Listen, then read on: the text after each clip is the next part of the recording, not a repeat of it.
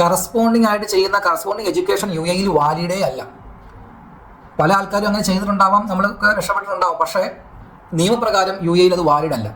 ഇപ്പം corresponding education നമ്മൾ UAE work ചെയ്തുകൊണ്ട് തന്നെ നാട്ടിൽ നമ്മൾ പോസ്റ്റ് BC പഠിക്കുകയും അങ്ങനെ ആ പോസ്റ്റ് BCൻ്റെ സർട്ടിഫിക്കറ്റ് വെച്ചിട്ട് നമ്മൾ പഠിച്ചതെല്ലാം ഒറിജിനലായിട്ടാണ്. നമ്മൾ എക്സാം എഴുതാൻ പോകുന്നുണ്ട്, നിങ്ങളവിടെ പോയി എക്സാം എഴുതുന്നുണ്ട്, നിങ്ങൾ ക്ലാസ് അറ്റൻഡ് ചെയ്യുന്നുണ്ട്, എല്ലാം കറക്റ്റാണ്, എല്ലാം ലീഗൽ തന്നെയാണ്. പക്ഷേ അതിന് പറയുന്നത് കറസ്പോണ്ടിങ് എഡ്യൂക്കേഷൻ ആണ്.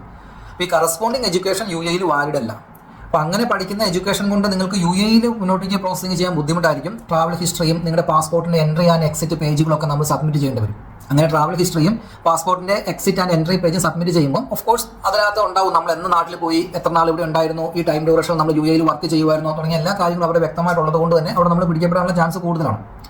അപ്പോൾ അങ്ങനെ പോസ്റ്റ് BC എടുത്ത കുട്ടികൾക്ക് UAE വർക്ക് ചെയ്യാൻ പറ്റില്ല എന്നുള്ളൂ. നിങ്ങളുടെ പോസ്റ്റ് BC എന്ന് പറയുന്നത് അത് വാലിഡ് അല്ലാണ്ടായി പോകുന്നില്ല. നെക്സ്റ്റ് സ്റ്റെപ്പ് ഒരു ഡോക്യുമെൻ്റ് ആണ് മാർക്ക് ലിസ്റ്റ് അല്ലെങ്കിൽ ട്രാൻസ്ക്രിപ്റ്റ്. ഈ മാർക്ക് ലിസ്റ്റ് ട്രാൻസ്ക്രിപ്റ്റ് എന്ന് പറയുന്നത് പല കുട്ടികളും മാർക്ക് ലിസ്റ്റ് നമ്മൾ പഠിച്ചു കഴിയുമ്പം ഓട്ടോമാറ്റിക് എല്ലാ വർഷവും നമുക്ക് മാർക്ക് ലിസ്റ്റ് കിട്ടും. ആ മാർക്ക് ലിസ്റ്റ് നമ്മൾ സൂക്ഷിച്ച് വെക്കാറുമുണ്ട്. പക്ഷേ ട്രാൻസ്ക്രിപ്റ്റ് പലരും വാങ്ങാറില്ല.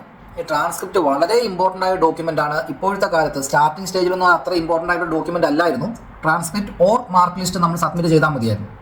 പക്ഷേ ഇപ്പോൾ ട്രാൻസ്ക്രിപ്റ്റ് വളരെ ഇമ്പോർട്ടൻ്റ് ആയിട്ടൊരു ഡോക്യുമെൻ്റ് ആണ്.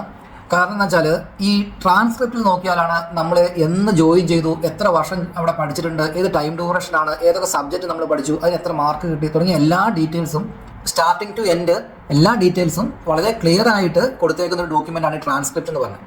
അപ്പോൾ ട്രാൻസ്ക്രിപ്റ്റ് ഒരു ഇമ്പോർട്ടൻറ്റ് ഡോക്യുമെൻ്റ് ആണ്. ഈ ട്രാൻസ്ക്രിപ്റ്റ് ഇല്ലാണ്ട് നമുക്ക് മുന്നോട്ടേക്ക് പ്രോസസ്സിംഗ് ചെയ്യാൻ പല സമയങ്ങളിലും പറ്റാറില്ല. നമ്മൾ മാർക്ക് ലിസ്റ്റ് മാത്രം അപ്ലോഡ് ചെയ്ത് കഴിഞ്ഞാൽ നമുക്ക് റിജക്ഷൻ വരികയും ട്രാൻസ്ക്രിപ്റ്റ് അപ്ലോഡ് ചെയ്യാൻ വേണ്ടിയിട്ട് പറയുകയും ചെയ്യുന്ന സിറ്റുവേഷൻസും കേസുകളും ഉണ്ടായിട്ടുണ്ട്. അപ്പോൾ അതുകൊണ്ട് എപ്പോഴും നിങ്ങൾ കോളേജിൽ നിന്ന് പഠിച്ച് കഴിയുമ്പോൾ ട്രാൻസ്ക്രിപ്റ്റ് മാൻഡറ്ററി ആയിട്ട് വാങ്ങി വെക്കേണ്ട ഒരു ഡോക്യുമെൻ്റ് ആണ്. പിന്നെയുള്ള ഡോക്യുമെൻ്റാണ് good standing certificate. Good standing certificate നമുക്ക് വേണ്ടത് നമ്മൾ എവിടെയാണോ നമുക്ക് ലൈസൻസ് ഉള്ളത് ആ ഒരു കൗൺസിലിൽ നിന്നും വേണം നമുക്ക് ഗുഡ് സ്റ്റാൻഡിംഗ് സർട്ടിഫിക്കറ്റ് വാങ്ങാനായിട്ട്.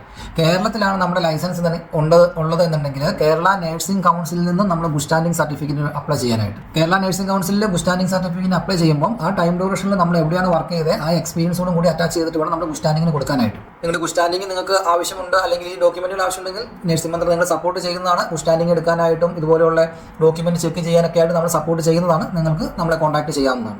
അപ്പോൾ ഗുഡ് സ്റ്റാൻഡിംഗ് സർട്ടിഫിക്കറ്റിൻ്റെ ഇമ്പോർട്ടൻ്റ് ആയ ഒരു കാര്യം, ഗുഡ് സ്റ്റാൻഡിംഗ് സർട്ടിഫിക്കറ്റിൻ്റെ വാലിഡിറ്റി വരുന്നത് 6 മാസമാണ്. പക്ഷേ ഈ ഗുഡ് സ്റ്റാൻഡിംഗ് സർട്ടിഫിക്കറ്റിൽ എഴുതിയേക്കുന്നത് അതിൻ്റെ വാലിഡിറ്റി 1 ഇയർ ഒക്കെ വാലിഡിറ്റി ചെയ്തിട്ടുണ്ടാവും. പക്ഷേ ശരിക്കും UAE-യിലുള്ള എല്ലാ അതോറിറ്റിയും ഗുഡ് സ്റ്റാൻഡിങ്ങിൻ്റെ വാലിഡിറ്റി കാൽക്കുലേഷൻ ചെയ്യുന്നത് 6 മാസമാണ്.